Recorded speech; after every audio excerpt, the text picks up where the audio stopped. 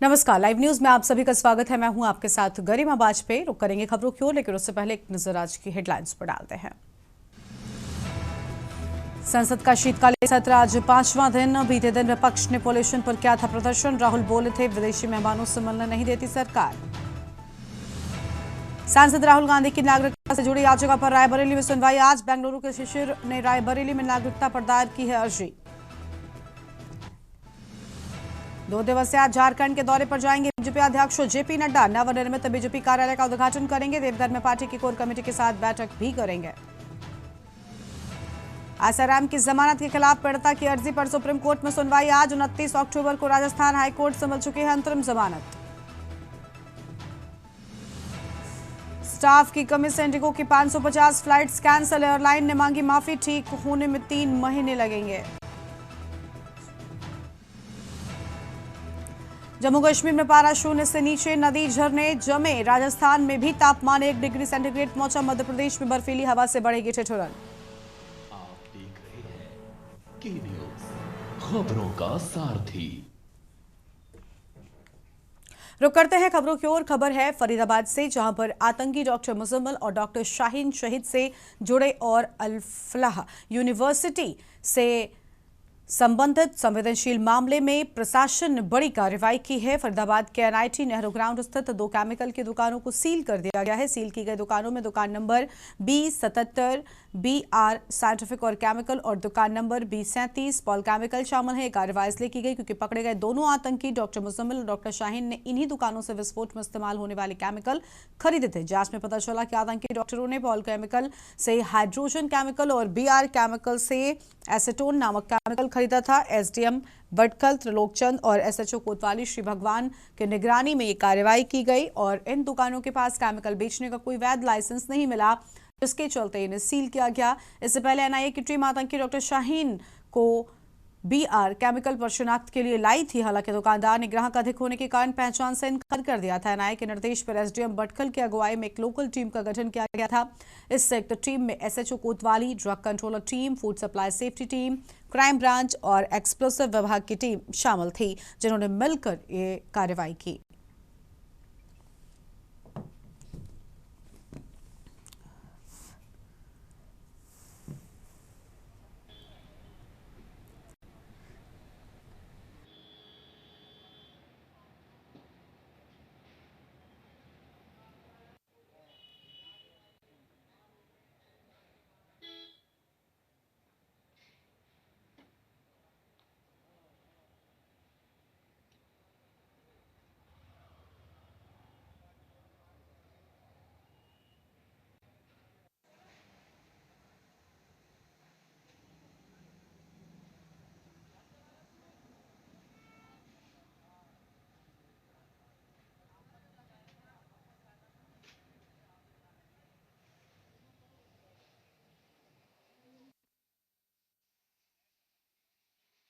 जहां पर अजनाला क्षेत्र के गांव वान वसाऊ में 2 किसानों के बीच जमीनी विवाद के कारण 5 एकड़ जमीन पर लगी धान की फसल की कटाई अब तक नहीं हो पाई थी। ये तब हुआ जब पूरा पंजाब गेहूं की बुआई कर रहा था। दरअसल किसानों की आपसी रिश्तेदारी में हुए इस विवाद के चलते उपमंडल मजिस्ट्रेट ने पूरी 4 एकड़ जमीन पर धारा 145 लगाते हुए वहां के एसएचओ को रिसीवर नियुक्त कर दिया था और किसी भी प्रकार की कृषि गतिविधि पर रोक लगा दी थी। पुलिस प्रशासन और भारतीय किसान यूनियन एकता संघर्ष के नेताओं की मौजूदगी और मध्यस्थता से आखिरकार धान की फसल की कटाई कराई गई।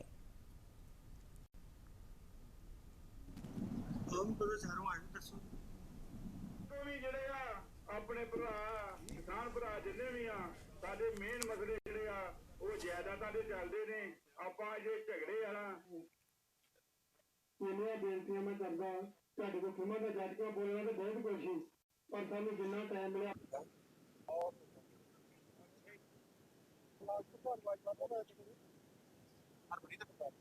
ਹਰਪ੍ਰੀਤ ਜੀ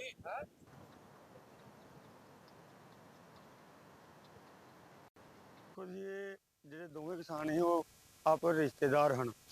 ਇਹਦੇ ਵਿੱਚ ਜਿਹੜਾ ਝਗੜਾ ਸੀ ਉਹ 5 ਕਨਾਲ ਤੇ 11 ਮਰਲੇ ਦਾ ਸੀ ਤੇ ਪ੍ਰਸ਼ਾਸਨ ਨੇ ਚੁੱਕ ਕੇ ਤੇ ਉਹ ਜਿਹੜੇ 5 ਕਿੱਲੇ ਜਾਂ 4 ਕਿੱਲੇ ਸੀ ਉਹਨਾਂ ਦੇ ਉੱਤੇ ਸਾਰਿਆਂ ਦੇ ਉੱਤੇ 145 ਲਾ ਦਿੱਤੀ ਸੀ ਤੇ ਜਿਹਦੇ ਕਰਕੇ ਜਿਹੜਾ ਕਿਸਾਨ ਸੀ ਉਹ ਬਹੁਤ ਹਤਾਹਤ ਹੋਇਆ, ਉਹਦਾ ਨੁਕਸਾਨ ਵੀ ਬੜਾ ਹੋਇਆ। ਬਿਲਕੁਲ ਇਹ ਦੋ ਧਿਰਾਂ ਦੇ ਵਿੱਚ ਜ਼ਮੀਨ ਦਾ ਵਿਵਾਦ ਚੱਲ ਰਿਹਾ, ਜਿੱਥੇ 145 ਲੱਗੀ ਸੀ ਤੇ ਐਸਡੀਐਮ ਸਾਹਿਬ ਵੱਲੋਂ ਹੁਕਮ ਹੋਇਆ, ਮੈਨੂੰ ਰਿਸੀਵਰ ਕਾਇਮ ਕੀਤਾ ਸੀ। ਇਹ ਮੈਂ ਰਿਸੀਵਰ ਹੋਣ ਦੇ ਨਾਤੇ ਇਹਦੀ ਫਸਲ ਦੀ ਕਟਾਈ ਕਰਕੇ ਜਿਹੜੀ ਆ ਉਹ ਜਮ੍ਹਾਂ ਕਰਵਾ ਕੇ ਤੇ ਉਹਦੀ ਜਿਹੜੀ ਪਹੁੰਚ ਰਸੀਦ ਆ ਉਹ ਆਪਣੀ ਫੋਨ ਨਾਲ ਲਾ ਕੇ ਐਸਡੀਐਮ ਦਫ਼ਤਰ ਜਮ੍ਹਾਂ ਕਰਾਂ। ਫੈਸਲਾ ਹੋ ਗਿਆ ਜੀ? ਨਹੀਂ ਜੀ, ਇਹ ਫਿਲਹਾਲ ਇਹ ਕਿਉਂਕਿ ਮੈਨੂੰ ਸਰਕਾਰ ने अपॉइंट किया, मैं नुमाइंदा होने के नाते ये कटाई मैं करवा रहा। भिंड में सड़क सुरक्षा अभियान में जारी 26 नवंबर से 10 दिसंबर तक सड़क सुरक्षा अभियान जारी। 1061 वाहनों पर चालानी कार्रवाई। पुलिस ने 3,18,300 के चालान काटे और सुबह 10 से लेकर रात 8 बजे तक सघन चेकिंग ऑपरेशन भी किया गया। बिना हेलमेट, सीट बेल्ट, बीमा पर जीरो टॉलरेंस, बिना HSRP व ओवर स्पीड वाहनों पर भी कार्रवाई की गई। कई चालकों ने नियमित हेलमेट पहनने का संकल्प भी लिया है।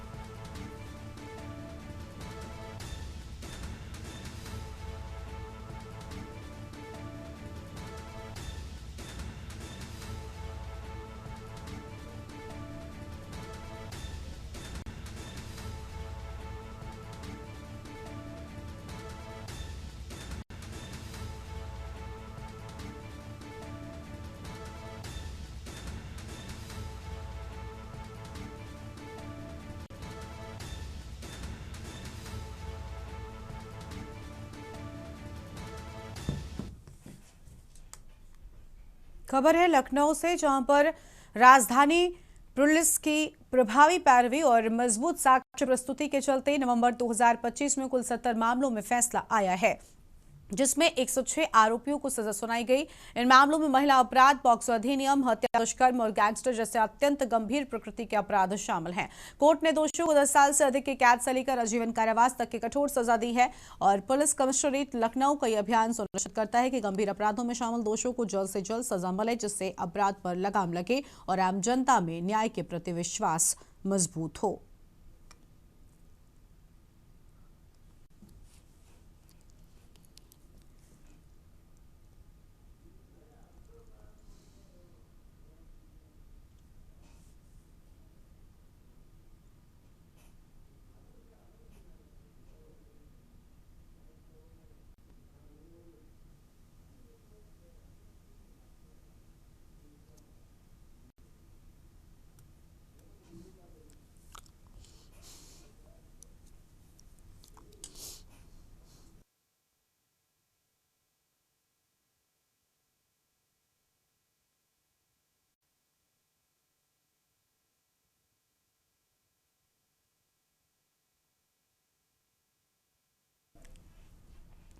खबर है गाजियाबाद से, जहां पर यातायात पुलिस के उप निरीक्षक नियमों का उल्लंघन करने वाले वाहन चालकों के चालान काटे जाने के साथ ही वाहन चालकों को हेलमेट पहनने व यातायात नियमों की जानकारी भी दे रहे हैं।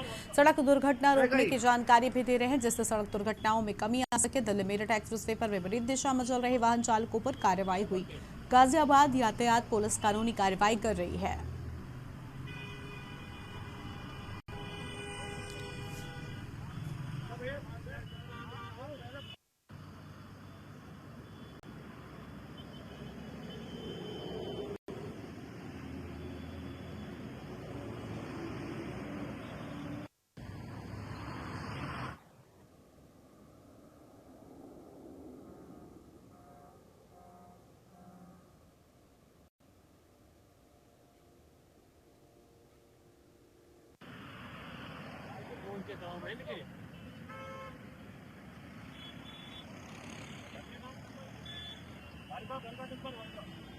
गई।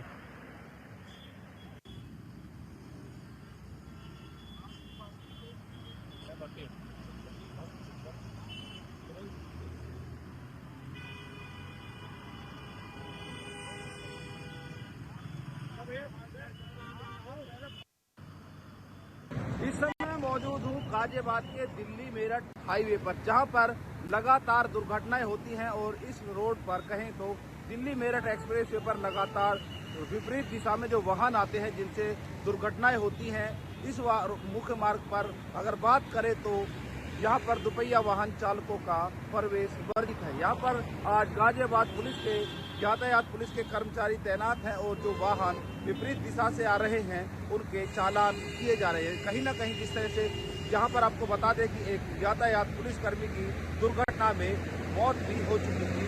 उसके बाद से गाजियाबाद पुलिस लगातार सजग है और विपरीत दिशा से आने वाले वाहनों के खिलाफ लगातार कार्रवाई की जा रही है। वहीं आप देख पाएंगे मेरे पीछे एक दुपहिया वाहन चालक है जो बगैर हेलमेट के इधर आया था, उसको रोक दिया गया। तो कहीं ना कहीं जिस तरह से आप इस मार्ग पर जो विपरीत दिशा वाले लोग थे उनको लेकर गाजियाबाद के यातायात पुलिसकर्मी पूरी तरह से मुस्तैद हैं और उनके खिलाफ कानूनी कार्रवाई की जा रही है। चालान काटे जा रहे हैं। तमाम ऐसे लोग हैं जिनके यहाँ पर चालान काटे गए हैं। और क्योंकि बता दें दिल्ली मेरठ एक्सप्रेस वे जो मार्ग है, यहाँ पर जो दिल्ली से मेरठ जाने वाला रास्ता है और तेज गति से यहाँ पर वाहन चलते हैं और कहें तो एक तरफ से जाम से भी छुटकारा मिलता है। लेकिन यहीं पर कुछ लोग ऐसे हैं जो शॉर्टकट के चक्कर में विपरीत दिशा से चलते हैं और दुर्घटनाओं का कारण बनते हैं। ऐसे वाहन चालकों के खिलाफ लगाम लगाने के लिए यातायात पुलिसकर्मी मौजूद हैं और यहाँ पर उन लोगों के चालान भी काटे जा रहे हैं।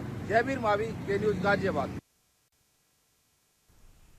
आगे बढ़ते हैं खबरों की ओर। बाराबंकी से बड़ी जानकारी आपको बताते हैं, जहां पर एसपी ने साप्ताहिक परेड की सलाह मिली। एसपी ने परेड के बाद पुलिस लाइन का निरीक्षण किया। पुलिस लाइन का निरीक्षण कर आवश्यक दिशा निर्देश भी दिए जाने की बात सामने आई है। बड़ी खबर आपको बता रहे हैं, एसपी ने यूपी 112 पीआरवी वाहनों का निरीक्षण किया।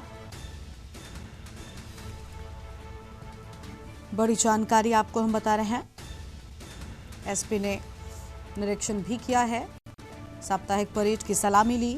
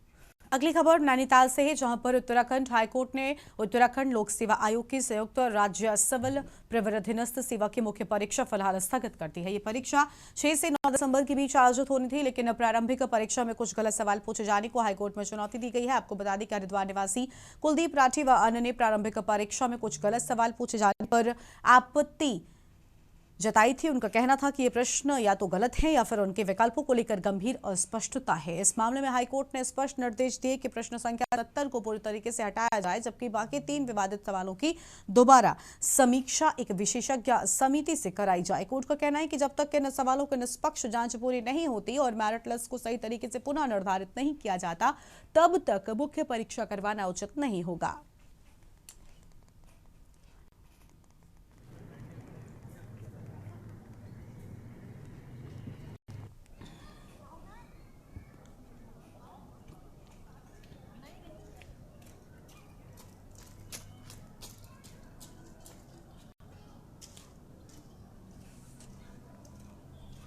आगे बढ़ते हैं खबरों की ओर और अगली बड़ी जानकारी आपको हम बताते हैं देहरादून से, जहां पर उड़ान योजना के तहत नई हेली सेवा का शुभारंभ। सेवा कल 6 दिसंबर से शुरू होगी। देहरादून से टिहरी, श्रीनगर, गौचर तक हेली उड़ानें संचालन की जिम्मेदारी हेरिटेज एविएशन को मिली। हेली सेवा दिन में 2 बार होगी संचालित। गौचर तक का किराया मात्र 2000 तय। यात्रियों को तेज, सुरक्षित और सुविधाजनक कनेक्टिविटी सरकार का हेली सेवा के दायरे को बढ़ाने की बात सामने आई है। उड़ान योजना के तहत 3 नई हेली सेवा रूट्स की बात सामने आई है। और अब सीधा आपको राष्ट्रपति भवन से तस्वीरें दिखाएंगे, जहां पर रूस के राष्ट्रपति व्लादिमीर पुतिन भारत दौरे पर पहुंचे हैं और आज राष्ट्रपति भवन पहुंचने पर उनके स्वागत की तैयारी खुद प्रधानमंत्री नरेंद्र मोदी और राष्ट्रपति द्रौपदी मुर्मू मौजूद हैं। और राष्ट्रपति पुतिन के स्वागत के लिए रेड कार्पेट बिछाया गया है। प्रधानमंत्री से हाथ मिलाकर आगे बढ़ते हुए राष्ट्रपति व्लादिमीर पुतिन, ये तस्वीरें आपको हम दिखा रहे हैं दिल्ली से, राष्ट्रपति भवन से ये सीधी तस्वीरें सामने आ रही हैं। कल देर शाम भारत पहुंचे थे रशिया के राष्ट्रपति व्लादिमीर पुतिन और उसके बाद निजी मुलाकात और निजी डिनर के बाद में अब सुबह आज राष्ट्रपति भवन आगमन के दौरान की ये तस्वीरें आपको हम दिखा रहे हैं। सीधी तस्वीरें राष्ट्रपति भवन से, रशिया के राष्ट्रपति व्लादिमीर पुतिन, साथ में प्रधानमंत्री नरेंद्र मोदी और भारत की राष्ट्रपति द्रौपदी मुर्मू। भव्य स्वागत की तैयारी। राष्ट्रपति भवन से ये तस्वीरें आपकी टीवी स्क्रीन पर आपको हम दिखा रहे हैं। आज गार्ड ऑफ ऑनर भी रशिया के राष्ट्रपति व्लादिमीर पुतिन को दिया जाएगा और उसी के लिए ये विशेष तैयारियां स्वागत में भारत की ओर से की गई हैं। राष्ट्रपति भवन पहुंचे हैं व्लादिमीर पुतिन, उन्हें गार्ड ऑफ ऑनर से नवाजा जाएगा।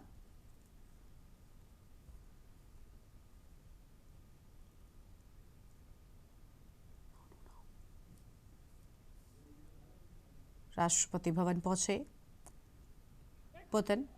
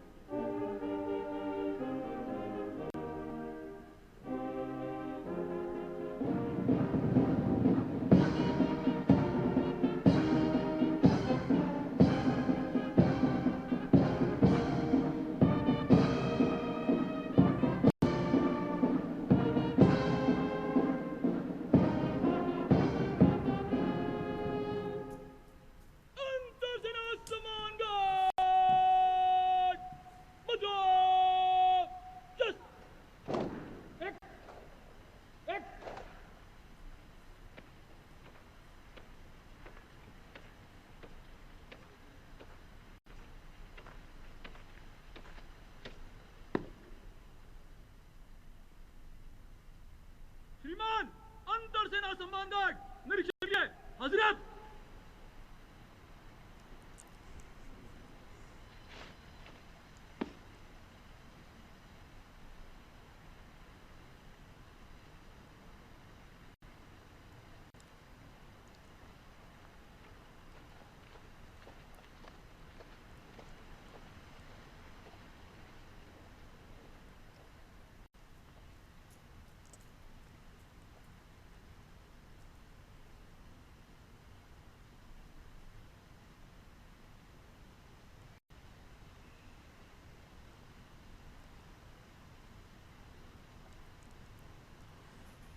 राष्ट्रपति भवन से ये तस्वीरें जहां पर राष्ट्रपति भवन में पुतिन को गार्ड ऑफ ऑनर से सम्मानित किया गया और राष्ट्रपति भवन से ये तस्वीर आपको हम दिखा रहे हैं। कल देर शाम भारत पहुंचे थे रशिया के राष्ट्रपति व्लादिमीर पुतिन और भव्य स्वागत भारत में उनके आगमन पर गार्ड ऑफ ऑनर से सम्मानित किया गया।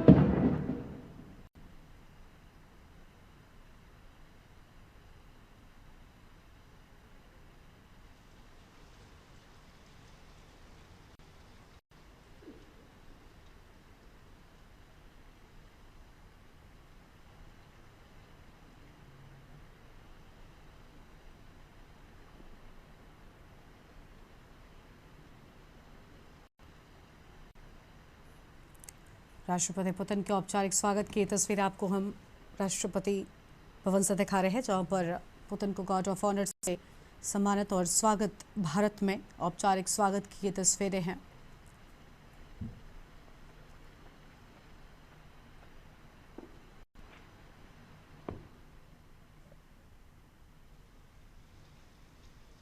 और प्रमुख लोगों से मुलाकात, विदेश मंत्री एस जयशंकर भी मौजूद हैं।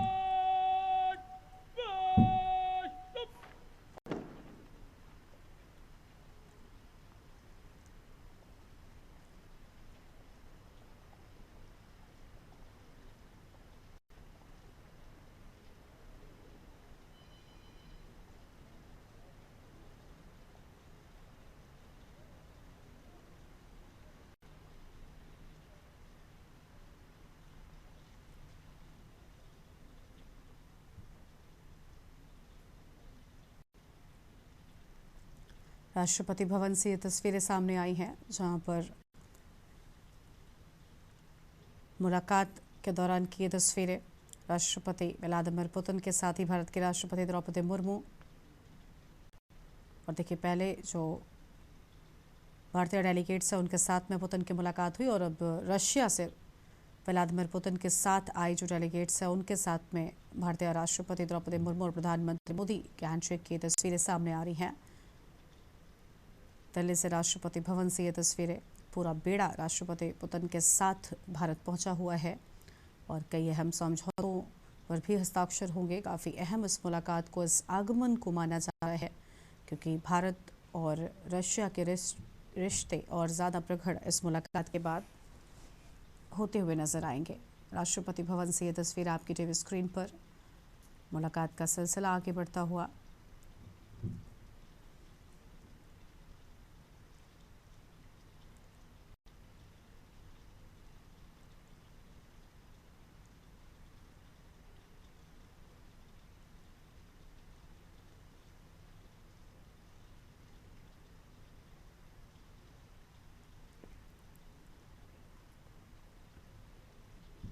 अंतरसेना सम्मान गार्ड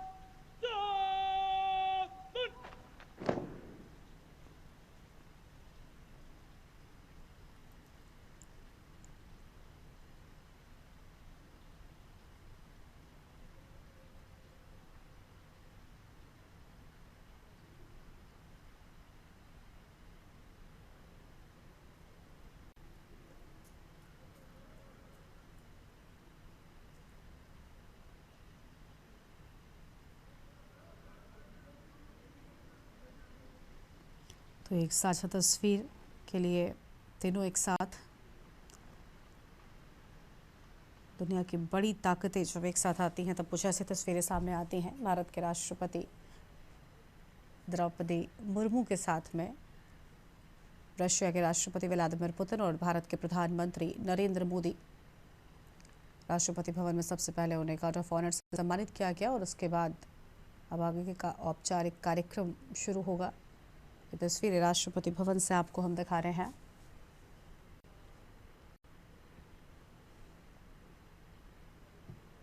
पुतिन को गार्ड ऑफ ऑनर से स्वागत किया गया।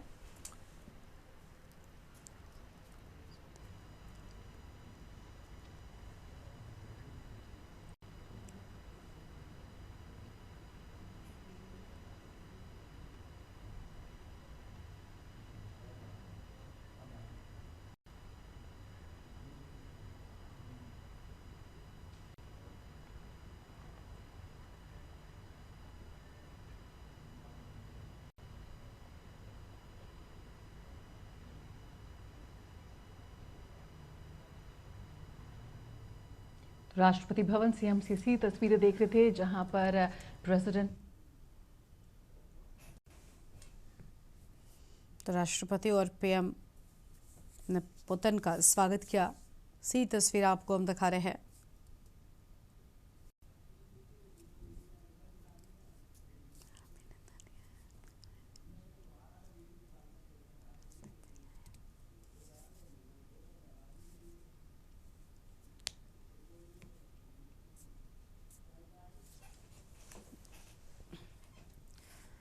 तो पुतिन को गार्ड ऑफ ऑनर से सम्मानित किया गया और राष्ट्रपति भवन से ये तस्वीरें आपकी टीवी स्क्रीन पर आप देख रहे थे, जहां पर तीनों नेताओं ने एक साथ तस्वीर भी खिंचाई और औपचारिक सम्मान और औपचारिक स्वागत की तस्वीरें दिल्ली राष्ट्रपति भवन से आपको हम दिखा रहे थे। आगे बढ़ेंगे खबरों की ओर। अगली खबर का रुख कर लेते हैं देहरादून से, जहां पर सीमेंट से भरा बेकाबू ट्रक दुकान में जा घुसा और मोहब्बी वाला चौक पर बेकाबू ट्रक दुकान में घुसा। हाईवे पर लगा जाम, पुलिस ने मोर्चा संभाला। दिल्ली नेशनल हाईवे की ये पूरी घटना सामने आई है। बड़ी जानकारी आपको हम बता रहे हैं।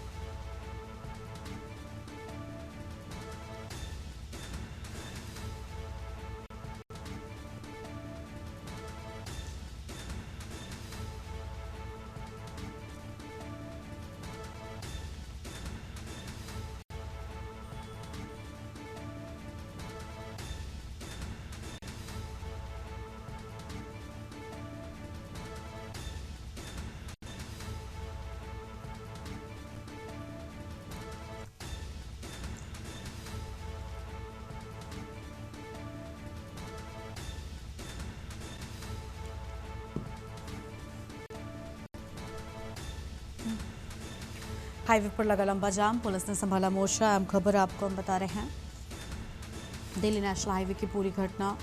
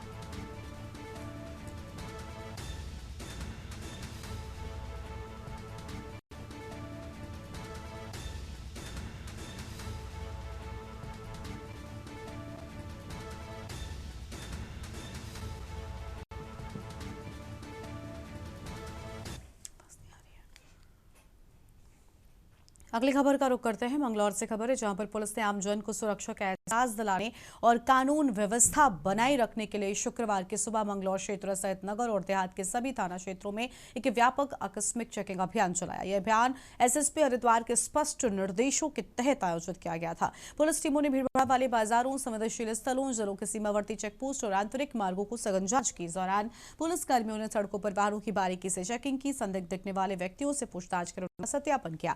विशेष रूप से बाहरी राज्यों से आने वाले व्यक्तियों के आवश्यक दस्तावेजों की भी जांच की है। और अतिरिक्त पुलिस ने यातायात नियमों का उल्लंघन करने वाले चालकों के खिलाफ भी नियमानुसार आवश्यक कार्रवाई की है।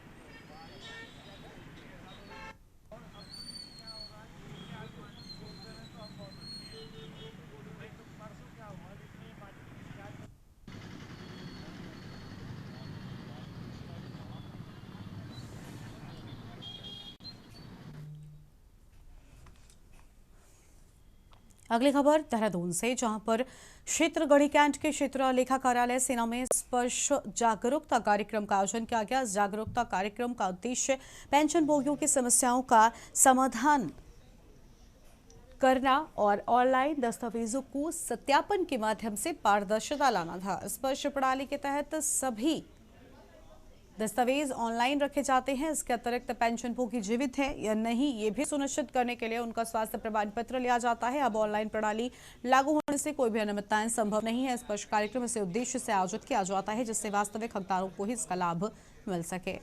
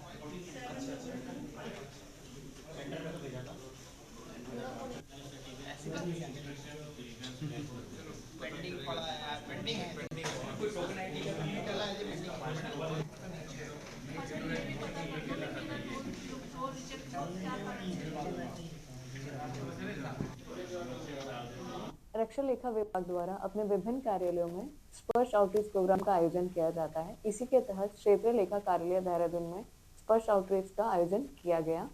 इस कार्यक्रम के तहत defence service pensioner, defence civilians including family pensioner सभी की पेंशन संबंधी समस्याओं का निवारण किया गया। इसमें आधार अपडेट, पैन अपडेट जैसी सुविधाएं प्राप्त करवाई गई। उसी के अलावा अगर किसी फैमिली पेंशनर्स को अपना नाम जुड़वाना है पेंशन के लिए, उसके अतिरिक्त जैसे और भी कई समस्या है उनका भी निवारण किया गया। मुझे 6 साल में काफ़ी कुछ कागजी कार्रवाई करनी पड़ी अपनी पेंशन को लेके, पर ये कैंप मैंने जो अटेंड किया इसमें जो पूरी प्रोसेस थी बहुत स्मूथली बता दी गई, बहुत हेल्पफुल था। लोगों को बहुत अच्छी तरीके से जो चीज़ें नहीं पता थी, इनफैक्ट मुझे भी बहुत सारी ऐसी चीज़ें जो नहीं पता थी वो आज मेरे डाउट्स क्लियर हो गए। मुझे पेपर वर्क में नहीं घुसना पड़ेगा एंड फास्ट ट्रैक जो चीज़ हो सकती है वो यहाँ पे हो गई and I am really thankful कि ये कैंप ऑर्गेनाइज किया गया।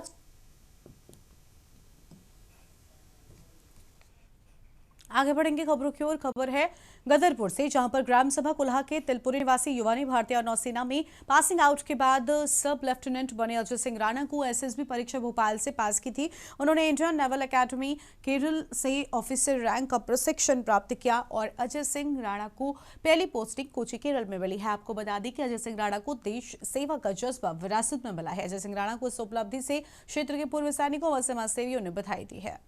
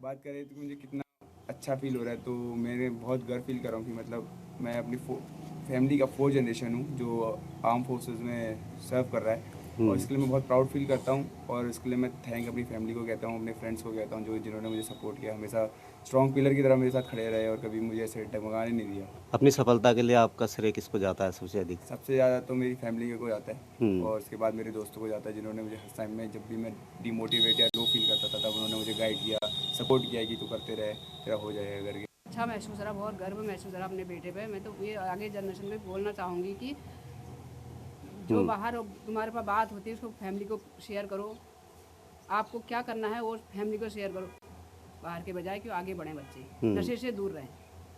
तो मैम आपने बच्चे की देख रेख में मतलब कितना मेहनत करी, परिश्रम किया आपने? तो परिश्रम किया होगा बच्चे के लिए। हमने तो बहुत परिश्रम किया बच्चे के पीछे, हमने तो अपनी लाइफ देखी, हमने बच्चों की लाइफ देखी, बच्चे होने के बाद हमने बच्चों की लाइफ देखी। फैमिली को बधाई देना चाहता हूँ कि उन्होंने अपने बच्चे को इतना मेहनत कराई और नेवी में सब लेफ्टिनेंट के पद पर कमीशन प्राप्त किया। और मैं आज के युवाओं से कहना चाहता हूँ कि नशे से दूर रहें, मोबाइलों से भी दूर रहें, क्योंकि मोबाइलों में ऐसी चीज़ें देख के बच्चा गलत संगति और गलत उसकी ओर जा रहा है। तो कम से कम थोड़ा मेहनत करें, अपने क्षेत्र का नाम करें, माँ बाप का नाम रोशन करें। अगर आपको कोई दिक्कत दुख तकलीफ होती है अपने माँ बाप को उस चीज़ को शेयर करें, तभी आप आगे निकल सकते हो। आगे बढ़ते हैं खबरों की ओर। खबर उत्तरकाशी से है, जहां पर आपदाग्रस्त धराली में 5 अगस्त को खीर गंगा से आए विनाशकारी बाढ़ को 4.5 महीने बीत चुके हैं, लेकिन कांग्रेस ने राहत और पुनर्वास कार्यों में भारी लापरवाही का आरोप लगाते हुए सरकार पर हमला बोला है। उत्तराखंड सरकार के पूर्व सैनिक कल्याण सलाहकार कर्नल अजय कोठियाल के हालिया खुलासों के बाद इस मामले में राजनीतिक तूल पकड़ लिया है। गुरुवार को प्रदेश कांग्रेस अध्यक्ष गणेश गोदियाल के नेतृत्व में एक उच्च स्तरीय प्रतिनिधिमंडल ने धराली का स्थायी निरीक्षण किया। उन्होंने सबसे पहले कल्प केदार मंदिर के पास आपदा में मृत हुए लोगों के लिए मौन रखकर शोक व्यक्त किया। गोदियाल ने गंभीर आरोप लगाते हुए कहा कि सरकार 4 धाम यात्रा को मलबे में दबी सैकड़ों लाशों के ऊपर करवा रही है, जो किसी भी सभ्य सरकार के लिए कलंक है। उन्होंने कहा कि जमीनी स्तर पर 1 इंच भी काम नहीं हुआ, सरकार केवल बयानबाजी, फाइलों और प्रेस कॉन्फ्रेंस में राहत बांट रही है।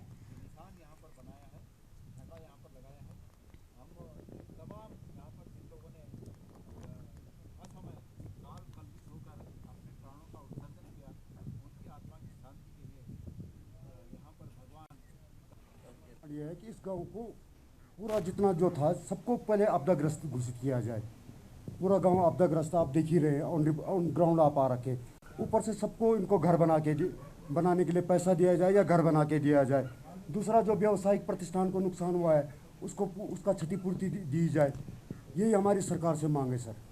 सरकार की तरफ से अभी तो हमें वही 5 लाख के जो चेक मिले हैं और उसके बाद जो थोड़ा बहुत आपदा जो वो आया राहत कोष आया था बाकी अभी तक हमें कुछ नहीं मिला है। और हम लोगों को कुछ टेंट दिए गए थे, टेंट में हम लोग रह नहीं सकते हैं क्योंकि यहाँ टेंट लायक तो ज़मीन ही अपने पास नहीं है कि हम कहीं पे टेंट लगाएं।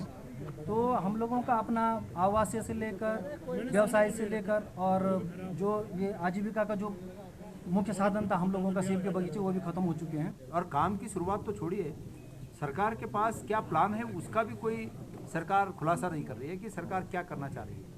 यहाँ हरसिल से हमारे भाई आ रखे हैं प्रधान जी, हमने अभी आते हुए देखा पूरे हरसिल के ऊपरी क्षेत्र में पूरी झील बनी हुई है, उस झील के पानी को चैनलाइज करने का भी सरकार के पास कोई प्लान नहीं। अब धीरे धीरे ये जैसे ही ये सर्दी बीतेगी और गर्मी शुरू होगी तो निश्चित रूप में पानी का स्तर बढ़ेगा, उसके बाद बरसात आएगी और ऐसे में अचानक अगर थोड़ा भी पानी बढ़ा, जिस प्रकार से वो झील बनी हुई है और वहाँ पूरा रेत वगैरह जमा है, सिल्ट जमा है, उसको नहीं साफ किया गया तो सीधा मकान जो सामने दिख रहे हैं उन मकानों पे उस पानी ने जाना है, उस मलबे ने जाना है।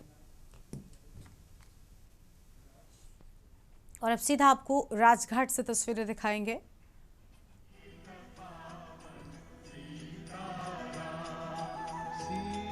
राष्ट्रपति व्लादिमीर पुतिन राजघाट पर पहुंचे हुए हैं।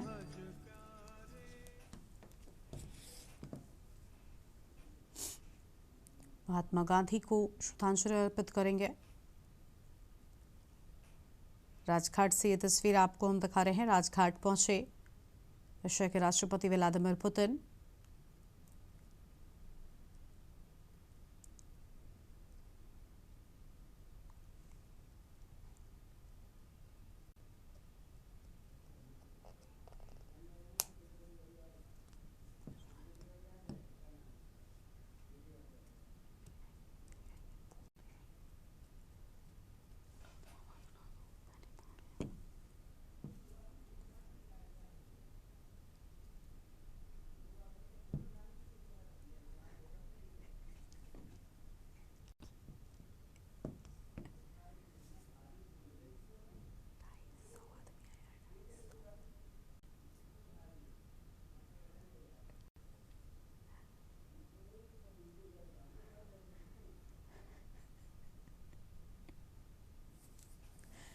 राजघाट से ये तस्वीर आपको हम दिखा रहे हैं। राजघाट पहुंचे राष्ट्रपति व्लादिमीर पुतिन।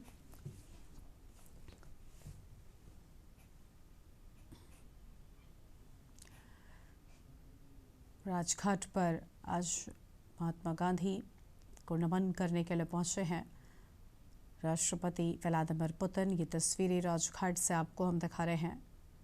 भारत आगमन पर बापू को नमन करने पहुंचे पुतिन।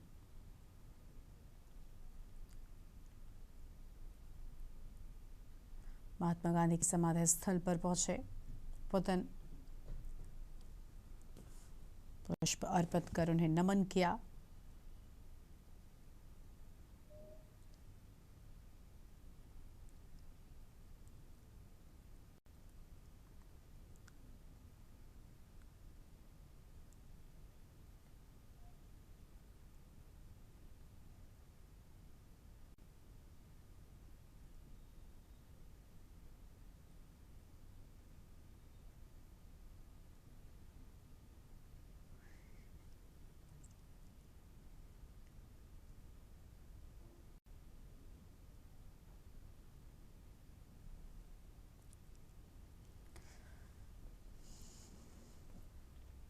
राजघाट से ये तस्वीर आपको हम दिखा रहे हैं। राजघाट पहुंचे राष्ट्रपति व्लादिमीर पुतिन ने महात्मा गांधी को याद किया, उन्हें नमन किया पुष्प अर्पित कर। और अब आगे कार्यक्रम का सिलसिला बढ़ता हुआ पहले राष्ट्रपति भवन में भव्य स्वागत और उसके बाद राजघाट पर महात्मा गांधी को याद किया गया।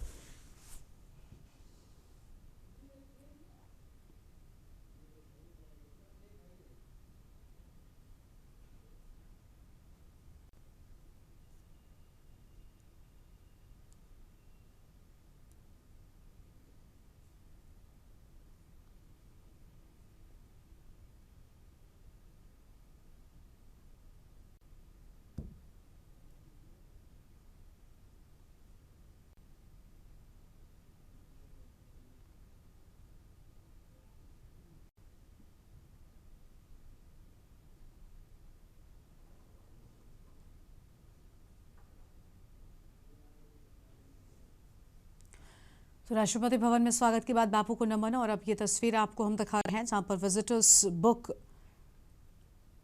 में भी अपना अनुभव साझा कर रहे हैं राष्ट्रपति पुतन। राजघाट से ये तस्वीर आपको हम दिखा रहे हैं।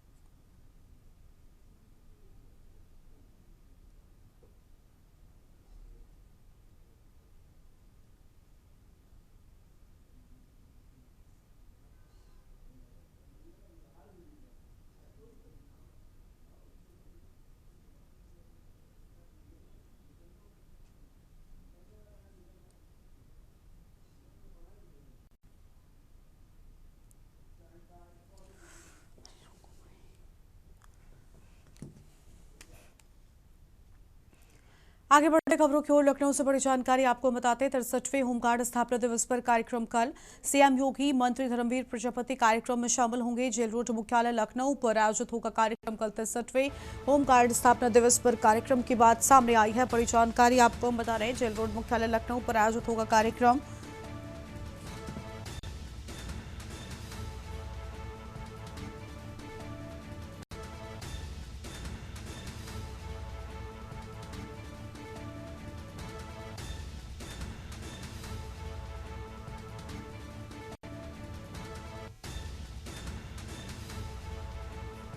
जेल रोड मुख्यालय लखनऊ पर आयोजित होगा कार्यक्रम। आगे बढ़ेंगे खबरों की ओर और अगली बड़ी जानकारी आपको हम बताते हैं। लखनऊ से बीजेपी ने अपने सभी कार्यक्रम निरस्त किए। एसआईआर को लेकर सभी तरह के कार्यक्रम निरस्त। सरकार संगठन का पूरा फोकस एसआईआर पर रहेगा। एसआईआर को लेकर लोगों को जागरूक किया जाएगा। बड़ी जानकारी आपको हम बता रहे हैं।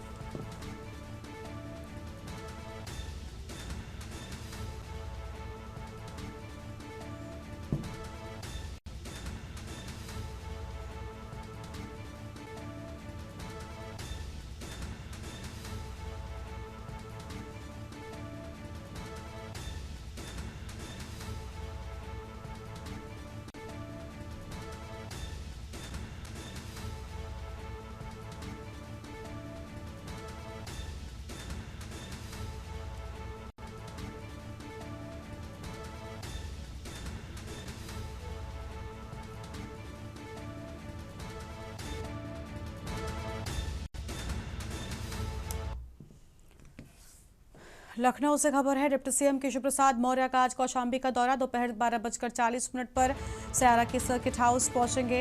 पार्टी पदाधिकारियों कार्यकर्ताओं के साथ अहम बैठक की बात सामने आई है। बड़ी जानकारी आपको हम बता रहे हैं। और विभागीय अधिकारियों के साथ भी समीक्षा बैठक करेंगे। सरकारी योजनाओं का स्थलीय निरीक्षण करेंगे डिप्टी सीएम।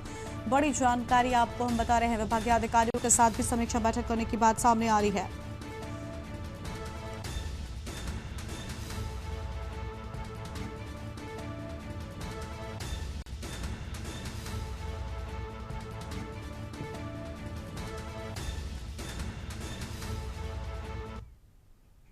दिल्ली से खबर आपको बताते हैं। बीजेपी अध्यक्ष जेपी नड्डा का झारखंड का दौरा। आज 2 दिवसीय दौरे पर झारखंड जाएंगे जेपी नड्डा देवघर में पार्टी की कोर कमेटी के साथ करेंगे बैठक। रात 8:45 पर कोर कमेटी के सदस्यों के साथ बैठक करेंगे। देवघर में नवनिर्मित बीजेपी कार्यालय का उद्घाटन भी करेंगे। कल 9 बजे नवनिर्मित कार्यालय का उद्घाटन करेंगे जेपी नड्डा। अहम खबर आपको हम बता रहे हैं।